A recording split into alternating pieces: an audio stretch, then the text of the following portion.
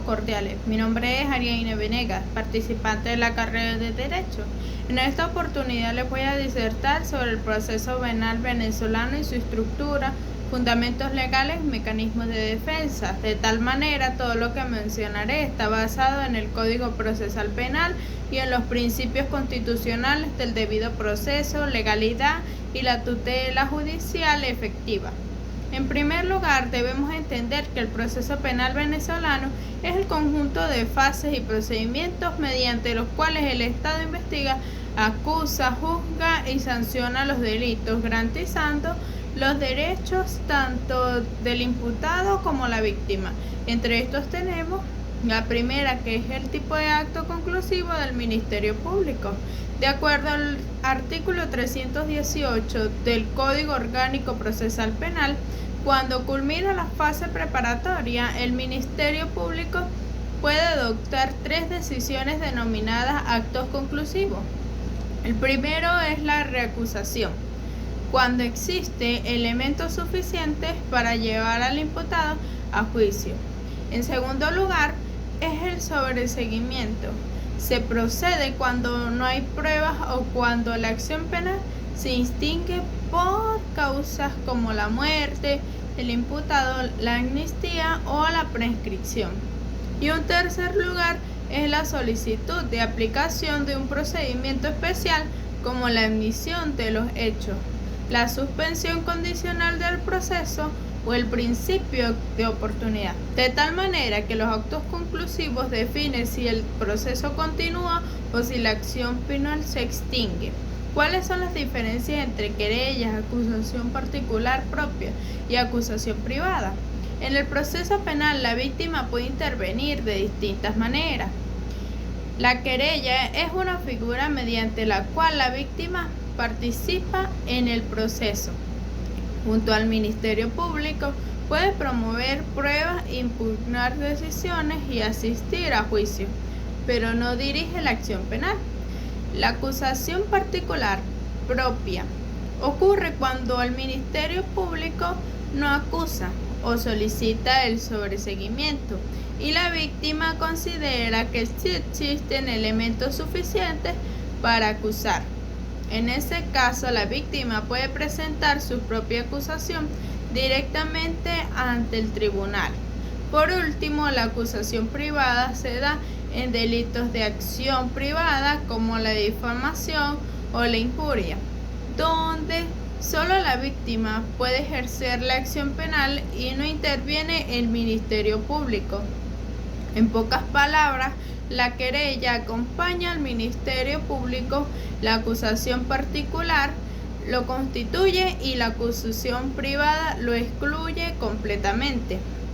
Las fases del proceso penal del Código Orgánico Procesal Penal establece cuatro fases fundamentales del proceso penal. La primera es la fase de preparación, donde el Ministerio Público investiga los hechos, recaba pruebas y determina si existen fundamentos para acusar. La segunda fase del proceso penal es la fase intermedia, en la que el juez de control evalúa la acusación, verifica que las pruebas sean válidas y decide si el caso debe ir a juicio.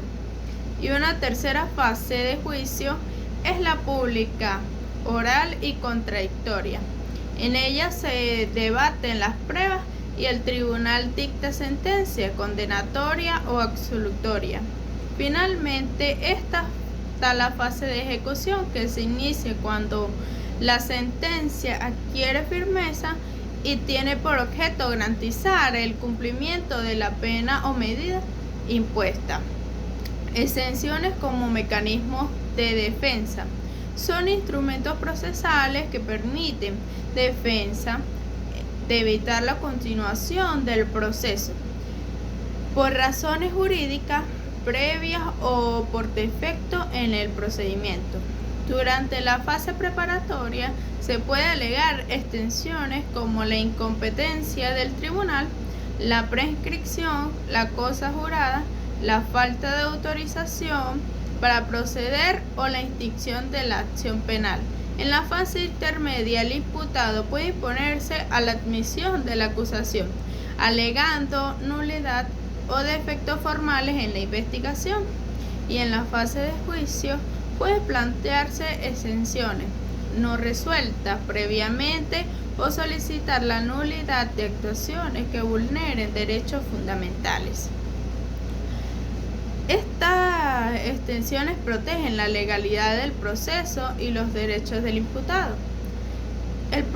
Los procedimientos esenciales en el Código Procesal Penal contemplan varios procedimientos especiales que buscan una justicia más rápida y eficiente e humanizada.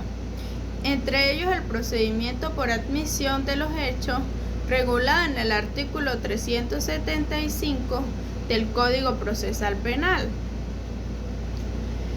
donde permite, si el acusado reconoce su responsabilidad, se reduzca su pena de 1/3 a la mitad.